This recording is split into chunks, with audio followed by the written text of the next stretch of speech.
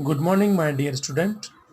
आज के लेक्चर में अपन पढ़ते हैं गैसों का अणुगतिक सिद्धांत, काइनेटिक थ्योरी ऑफ गैसेस। इससे पहले के लेक्चर में अपन ने पढ़ा था गैसों के कुछ नियम्स थे, और उसके बाद अपन डाल्टन का आंशिक दाब का नियम पढ़ा, और आज अपन स्टडी करते हैं गैसों का अणुगतिक सिद्धांत के ऊपर।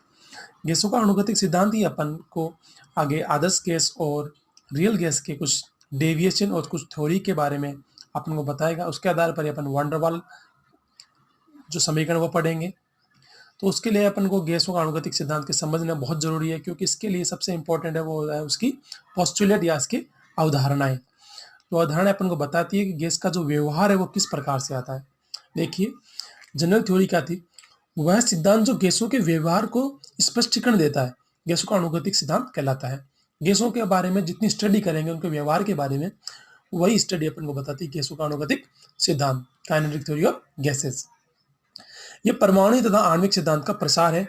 गैसों के अणुगतिक सिद्धांत के कुछ अभिग्रहित है जो आपके सामने लिखे हुए हैं। देखो, गैसों के कण छोटे छोटे कणों से मिलकर बने होते हैं, जिन्हें हम अणु कहते हैं। गैसों के जितने भी कण हैं, छोटे छोटे कण हैं, जिनको यदि अपन मिलकर बनाते हैं तो वो क्या बन जाता है, एक अणु बन जाता है भैया। सभी कण गैसों के आकार, आकृति और द्रव्यमान में कैसे होते हैं, समरूप होते हैं। जितने भी कण हैं वो गैसों के जो कण हैं, जो आकार यानी कि उनके साइज, शेप और मास तीनों में कैसे होते हैं, सेम होते हैं, समरूप होते हैं। सामान्य ताप व दाब पर, यानी कि अपने आइडल गैस इक्वेशन की बात करते हैं, पी बराबर RT पे, यानी वहां पे अपन ताप और दाब को समान कर दिया जाए। समान स्थिति में गैसों के कण के मध्य कोई आकर्षण प्रतिकर्षण बल नहीं लगता है। आप देखोगे कि जो पी बराबर RT के अंदर जो आप तापमान और दाब प्रेशर दोनों को स्थिर कर दिया जाए तो गैसों के कणों के मध्य कोई भी आकर्षण प्रतिकर्षण बल वहां पे उपस्थित नहीं होता है। गैस का आयतन अणु के आयतन से अधिक होता है। गैस का जो आयतन है, यदि मैंने कंटेनर ले रखा है, इसके अंदर मैंने गैस भर रखी है, गैस का आयतन इस पूरे कंटेनर यानी पूरे पात्र के अंदर दिखा हुआ आपके आगे। लेकिन जैसे ही मैं इस गैस को इकट्ठा करूं, एक जगह कर दूं या प्रेशर लगा के कर दूं, तो जो गैस के जो अणु है, जो कण है, वो इतने से हो जाते हैं, बिल्कुल इतने से। दिख रहा है आपको? इसका मतलब है जो पूरे गैस में ये जो जितना दिख रहा है वो तो बिल्कुल नेग्लिजिबल है, नगण्य है गैस के अणु। तो यानी गैस के अणु का जो आयतन है वो गैस के आयतन से बिल्कुल ही कम होता है, नगण्य होता है। क्योंकि गैस का जो आयतन था वो पूरे कंटेनर में था, तो इसके समक्ष देखा जाए तो गैस के अणु का आयतन तो बिल्कुल ही नगण्य होता है। अब अपने पास अगला जो पोस्टुलेट है, अगला जो अभिग्रहित अवधारणा है वो ये है, गैसों के कण है वो लगातार गतिक अवस्था में रहते हैं, लगातार मोशन में हिलते रहते हैं, ऐसे हिलते रहते हैं जिग-जैग के टाइप से। यदि कोई पात्र है उसके अंदर जो गैस के कण है वो लगातार हिलते रहते हैं। अपन जब टिंडल इफेक्ट देखते हैं, जब खिड़की जब अपना होती है उसको वहां से यदि कोई सूर्य की किरण गिर रही है तो अपन वहां देखते हैं वो जो चमकीले जो कण होते हैं वो इधर उधर हिलते रहते हैं ना, वैसे ही गैसों के कण लगातार गतिक अवस्था में रहते हैं। यह कणों के बीच लगातार टकराते रहते हैं।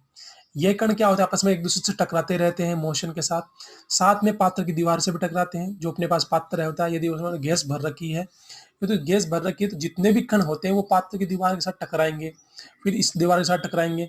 तो जो दीवार के साथ टकराते हैं वही तो वो गैस क्या करती है, दाब महसूस करती है पात्र की दीवार। पात्र की दीवार से टकराने से ही गैस के कणों द्वारा लगाया गया दाब ही दाब वो होता है पी बराबर RT वाला। पी जो दाब दिख रहा है वही दाब होता है आपके पी बराबर RT वाला।